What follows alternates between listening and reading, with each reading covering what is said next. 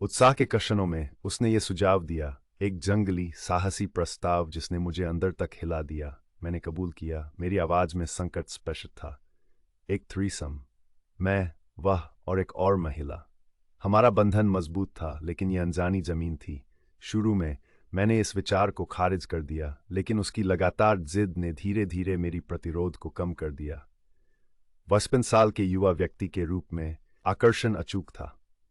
मैंने खुद को प्रभावित होने दिया और हमने इस रोमांचक योजना को बनाना शुरू कर दिया।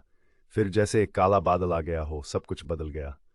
उसके संदेश बंद हो गए, उसके कॉल का कोई जवाब नहीं मिला। हमारे बीच एक ठंडी चुप्पी छा गई। जब मैं आखिरकार उससे संपर्क कर पाया, उसकी आवाज आंसुओं से भरी हुई थी। उसके शब्द मेरे दिल में खंजर की तरह चुभ गए। मुझे अधिक प्रतिरोध की उम्मीद थी। वह रोई, मुझ पर आरोप लगाते हुए कि मैंने उसे पर्याप्त रूप से मना नहीं किया। अगर तुमने किसी और आदमी के साथ थ्रीसम का प्रस्ताव दिया होता तो मैं उसे तुरंत खारिज कर देती, उसने कहा। उसके शब्द निराशा और गुस्से का मिश्रण थे। उसकी नज़र में मेरी स्वीकृति मेरी हार थी। हमारा रिश्ता इस आत्मनिर्मित परीक्षा के तहत टूट गया। क्या उसने एक जाल बिछाया था जिसमें मैं भोलेपन से फंस गया? मैं इस भावना को नहीं झटक सका कि मैं एक कठपुतली हूं जिसे अदृश्य धागों से खींचा जा रहा है। मैंने ऑनलाइन समुदाय से संपर्क किया। मेरी मदद की गुहार शून्य में गूंज उठी।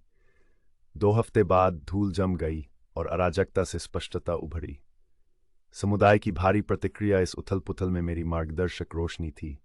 उनकी सामूहिक बुद्धिमत्ता ने कठोर सत्य का खुलासा किया। इस चक्र के दोहराने की संभावना अधिक थी। भारी मन से मैंने हमारे संबंधों को समाप्त करने का निर्णय लिया। इस परीक्षा ने हम दोनों पर एक महत्वपूर्ण मानसिक प्रभाव डाला था। मैं शायद कभी उसके असली इरादों को नहीं समझ पाऊंगा, लेकिन जब मैं इस नए अध्याय की कगार पर खड़ा था, मुझे एक गहरी राहत का अनुभव हुआ। मैं मुक्त था, एक बहुत बेहतर स्थिति में, और इसके लिए मैं रेडिट समुदाय का हमेशा आभारी रहूंगा।